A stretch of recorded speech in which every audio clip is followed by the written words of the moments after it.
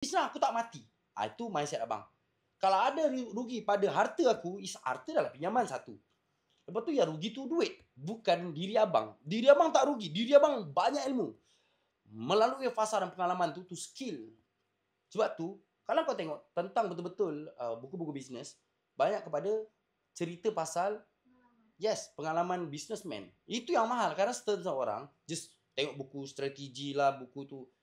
No, fikir cara, dia kena tengok orang berfikir. Cara orang kaya berfikir macam mana. Cara billionaire berfikir macam mana. Kita tengok, apa pengalaman dia. Apa dia lalui bila sekian-sekian. Itu yang paling mahal tu. Pengalaman. Sebab tu, nak dapat pengalaman macam mana, just lalui. Take risiko. Ambil. Boom. Jangan tak ambil risiko. Rugi. Bukan mati. Jangan lain lah ambil risiko tu mati. Faham tak? Kalau rugi duit. Memang betul. Tak ada satu pun orang nak kalau boleh rugi duit. Tapi macam aku cakap ulang-ulang dengan kau, kalau kau fikir semata duit, kau akan cuma dapat duit. Ilmunya sikit. Kalau aku fikir kepada aku nak belajar. Aku belajar. Aku R&D barang, jemur hujan panas. Try. Sebab aku belum 10 tahun bisnes aku rasa aku beranggapan dari dulu aku belajar. Bukan aku nak kaya, faham tak?